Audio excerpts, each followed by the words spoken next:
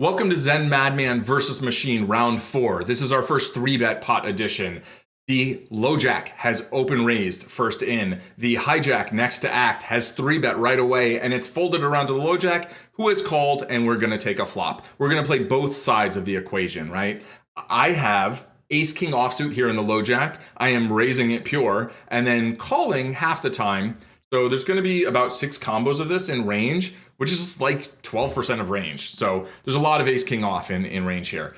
On this board, queen 4-4, there is not going to be any lead betting. It's going to be a pure donk, yes. They are going to bet this very often for third pot, and we are going to continue very often, I believe. So I am going to check call this. I don't think there's a lot of merit in check raising. Like, I guess we can bluff. We are supposed to check raise a lot, right, on paired boards. I think we just learned that. But let's go ahead and call. This is actually like a mix. Yeah, so we are not check raising much here at all, and we can fold this. Like, that's interesting. We can fold it. We can just go ahead and fold it.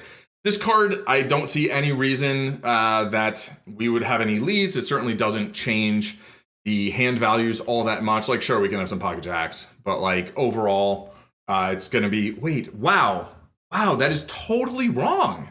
That's amazing. All right, well, this is a hand that I think is fascinating. I was actually supposed to lead this hand almost pure, and I'm almost supposed to bet range here, like check call, and then almost bet range on this card. Very, very weird behavior from the solver. Huh. Like I'm blown away again. All right, very interesting situation. Now I feel like maybe I'm supposed to check raise this because I was supposed to lead so much. And like, that's probably true. I am going to check call because I feel like if I hadn't seen that information, that would have been my plan on this card. I would have thought about check raising. Like, I was already thinking about it because I am blocking the nut flush draw. Although, like, does that help? That actually makes it a tougher call, I guess. I don't know. Yeah, so it is mostly folding now, but it's raising some and calling some. So it's all kind of in the middle. Now here on the river, like, I mean, am I supposed to donk again? I doubt it. Yeah, no, now we're looking at a pure check. And against this bet, like, I think we're probably supposed to hero off some. I am blocking king jack suited. I'm blocking ace jack offsuit. Right, I'm blocking ace jack off, which I'm not sure they have. Ace queen off, I'm blocking. Ace queen suited, I'm blocking. And then king queen suited and offsuit, I'm blocking. So I'm not blocking any ace 4 suited, which would be nice to do. But yeah, I imagine this is a mixed call and a fold. But we've probably got a lot of underpairs that we can call, maybe. I don't know. Yeah, pure fold. And they did get us off our ace king with their ace king. So that's kind of how it goes sometimes when you have to play these hands a little circumspect. But apparently on the turn, I am supposed to donk like a ton. And let's take a look at, let's just dig into that spot because I think that's really weird. Let's look at, I think we can look at both ranges, right? So why is this? I guess I have a lot of jack in my range. Like I was saying, this doesn't affect ranges that much, but look at this. I've got a 73% concentration of ace jack. Like my range is so narrow, I guess, after check calling this flop. Maybe I was supposed to check fold a lot on the flop. And as a result, we end up here. But yeah, like they have jacks as well. Right, but they have a lot less jacks. So if we look at full house or better, look at this. 25% of the time I'm supposed to have a full house. And then I also am supposed to have quads, and they're never supposed to have quads. But like a quarter of the time, yeah, this is just a really weird, quirky, the solver's like, yeah, you're supposed to have jacks here a ton. Okay, news to me. If we look back at the flop, there must have been a lot of, but there's not even that much folding. Like against this bet, not that much folding. So how is there that much jack X? Let's look at that decision. This is just very strange. I don't know. Usually I try and go through a bunch of hands pretty quickly. But yeah, look at this. Jacks are like, all these lower pairs are folding mostly. So basically you continue jacks pure. You continue queen jack also, which is nice because now you've outdrawn ace queen, not aces or kings, but ace queen and king queen. And then we've got a lot of this like top pair, good kicker as well. And it's what it is that we're folding all of our pairs except for a jack, right? So if this turn were not a jack, it would make a really big difference. Yeah, interesting. All right, well, learned something there. Let's go to the next hand though. Actually, you know what? I want to replay this hand. I want to see what happens when we check call the flop. And again, it said we could check raise some, right? But we check call the flop, and we can actually, mostly we can check fold some. And then we lead this turn correctly. Do they just fold? Yeah, they just fold ace king. Ace king with the king of spades. I guess the king of spades, is that good? Is that bad? Do they not want that? Because they want us to have like, I don't think that makes that big a difference. Like it blocks king queen suited, which, are we doing this with that? I mean, I guess we're just leading range. So weird. All right, let's move on. We've already discovered a bizarre thing. Okay, on a board like this, no leading. I don't think we're gonna check raise a whole bunch here. They do a fair amount of checking on this board. I think we can mix checks and like small to medium bets, like third or half pot. I'm going to check. Pure check. It's like, no, you either overbet this or you check it. And now they bet third pot. Feels like a very comfortable call. I don't see why we would want to do anything else really. Yeah, basically a pure call. And then most river cards, like this isn't a bad river card, right? Because I don't think they have really ace nine suited in range particularly. Neither do I. So this is kind of just like a brick in a lot of ways. I think a lot of times you can see this and think, oh, that's not great. Ace nine got there. And against a human, if they've got ace nine suited in their range, yeah, that's true. But I do not believe the solver really has that particularly. So, I mean, against this sizing, like I imagine we fold some and we call some. I guess pocket nines got there. Not that anybody has a whole lot of that. I'm going to fold, but I think this is definitely going to mix. Yeah, so it is. Yeah, and so it's like, yeah, they're supposed to check back some ace king. If your opponent's never checking back ace king, ace queen, ace jack, then you call this river, I think, right? Although it's like, this is a weird bluff line too, check and then bet, jam river. Like they're basically just saying, yeah, you don't have any big hands. All right. Yeah, those same hand spots are interesting, right? Where it's like, can you get someone off the same hand? And whoever has the aggression is more likely usually to, by just continuing to apply it. It's part of a stronger range, so it wins more. 6-6 deuce. Paired boards, I think we are defaulting to betting, I think third, but here we might go bigger. Yeah, no, small card board, never bet small, right? Small cards, bet big. Let's replay that. So that's the wrong sizing. We can go either of these two sizings. Let's do half pot and see what they do with ace king. They do continue ace king, and now do we keep barreling here? Doesn't seem like a great card to barrel. I think the 9 hits them as much or more than it hits us. We don't really have a lot of 9x. So I imagine we can barrel some, but probably not that much. Yeah, this hand is not one that we do it with.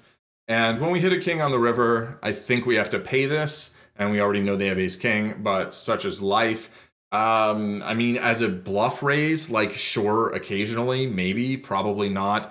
Very weird to try and like get them off a better ace or a better king. So yeah, I mean, it's just basically neutral EV and you call. But okay, we'll do it one more time and we'll see what happens. Do they start folding this against the larger bet, which was also fine, right? Is this the difference between the bet sizes? No, it's not. And then here, now they lead out. What? I guess the 9 is better for their range. Against this bet size, like if they have a 9 and I jam, are they supposed to fold? If so, this would make a very interesting jam because, we're blocking 10-9 suited too, which is a hand I imagine would probably call the jam. But yeah, we just, we have a call. And now here they check. Do we jam now? No. So weird. I mean, can we bet small? Maybe we can bet small. I feel like we can probably bet small for value. Why would they? Yeah, I think maybe this. Oh, jam. Just bet everything. Okay. All right. Next hand.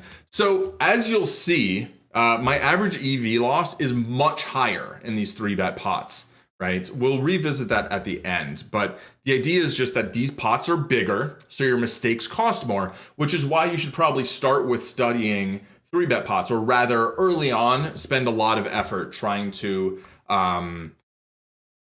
work on these. Now, is this just like a cheat here? This basically just tells us how we play all the parts of our range. Is there a way to hide that? Can't see the whole thing, but that's interesting. We'll definitely want to cover that up or find a way to close it if that does prove to be the case. Okay, next hand. Yeah, so this was just bet, right? Bet range. Yeah, this felt like a bet range for third pot board. We'll play a few more. Where are we at? Like 11 minutes. Not bad. Okay. Ace 10, ace 6, 6. This, I believe, is a board that we do a good amount of checking. This hand, I think it benefits a fair amount from betting. We can fold out the king, queen, jack range. I do think we're checking a good amount on this board. It's whether we use the half or third, I'm not sure. I don't totally remember. I do think we benefit from betting. Okay. So we actually bet this less than our range overall, but a decent amount still. Probably pocket kings, I think, are checked more, I would imagine, and then try and get streets of value later. Queen 10, 6 out of position. We're just going to check this board pure. And I mean, this just seems like the hand we can most easily fold. I think we check turn. We want to bet this card with equity, and then this is a hand maybe that we get to bluff on the river because we're like unblocking things or whatever. Here, I think we just fold. Oh, it's pretty trashy. And they did check back once and then bet turn with middle pair good kicker. Makes a lot of sense. Monotone boards have more checking. This seems like a hand that benefits a good amount from getting folds. So I think I'm going to go ahead and stick that third pot bet in there. But I wouldn't be shocked if we do a fair amount of checking with it. Yeah, so mostly bets. Our range overall bets about half the time. 50, yeah, whatever. Okay, we'll move on. So I picked up a set. I think we probably keep betting, and we probably bet on the smaller side. That is my guess. We might get to use some larger sizes. Not a lot. And in fact, we're just checking a ton here. We check a ton. I imagine... I mean, mostly we're supposed to use larger sizings, and this is just a hand that does not really enjoy that sizing, right? You can see that it wants the blue, the light blue and the green, and not the pink, right? The magenta is what it wants to do in the other, with the other hands. So because this hand doesn't enjoy that sizing, it just doesn't bet that much.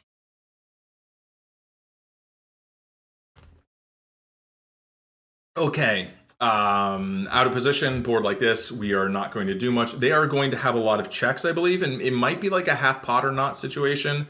No, third pot, okay. We are going to, I think, just like pure call this hand. We probably check raise it a little, but overall, okay, never mind. Almost pure check call. This card, does this improve our range is the first thing we want to ask. And it's like, yeah, some, not a ton. 10-8 suited, not really a thing here. Ace-10 suited is basically the hand that improved. Well, fortunately we have it. We're going to go for a check raise, I believe, right? On a wet board like this, if they bet, I think the only play is to rip it in. Yes, they can have a little bit of pocket eights, pocket aces, maybe the one combo of tens. But overall, like, we're crushing, and they're going to have a lot of ace, king, queen. And that is going to pay us. This isn't, but like, there's not that much value in just calling. And then, I mean, I guess they can barrel off, right? But if they don't, then they just realize their equity. Doesn't seem like a hand that they want to barrel all that much, but I could be wrong. Okay, we'll do a couple more. It's always like, yeah, a couple more. Monotone board, always going to check. It would be nice to get one of those boards where we are supposed to have some donks. I think without the 9 of clubs, very easy fold. Yeah, so very clear fold. And tens on queen 7-7. I mean, we're not leading here at all, right? These paired boards, I think there was a lot of raising. And like, I wonder if, was there a lot of raising? Was there a lot of calling? Ah, geez. Sometimes it all kind of blends together at a point. I'm going to look at my notes for a moment. I think there was, let's see, paired boards, more folding, right? So not necessarily a lot of raising. This hand, it is blocking a lot of the hands that might bet fold with like the diamond, I think. So I'm not sure we get that much value. I don't know, but do we even want those, or do we want them to have those?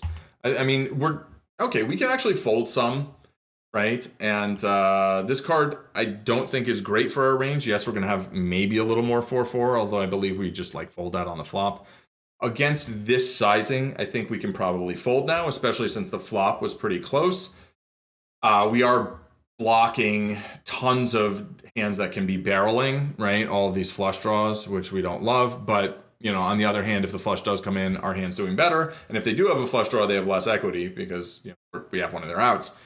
So that's always kind of a tension there. It is slightly more plus EV to call than to fold, but either one's fine. The solver's like, yeah, whatever, I don't care. All right, so far we've lost $5 in EV, about 39 cents per hand, which is, you know, it's not great. We'll see whether we get better as we go along, right? Okay, Queen 7-5, two-tone. I think we're probably betting close to range here. If we are not betting range, this is a prime checking hand. However, I think we are betting range, so we'll just go ahead and throw that third pot in there. And yes, it likes it. It wants to range bet here. Let us do one last hand. Come on, give me a donking board out of position or something. No, okay, monotone board. Monotone boards, we are using the small sizing. We are doing a lot of checking. However, I think, you know, with our flushes, we're mostly betting. And this hand's almost a pure bet. They decide to call. The board is 9-5-3-6. Let's just keep betting. I think this 2/3 pot is good as it structures it for an easy river shove. Possibly we use smaller sizings here, though. I feel like on these mono boards, sometimes we use smaller, but I'm going to go magenta. Solver likes it with this hand, also likes it with the range. And we win this hand. We're down to an EV loss of 34 cents per hand. It's like not great, pretty acceptable though. And yeah, that'll do it for this episode. And thanks for watching. Hit like and subscribe, and I'll see you next time. Peace.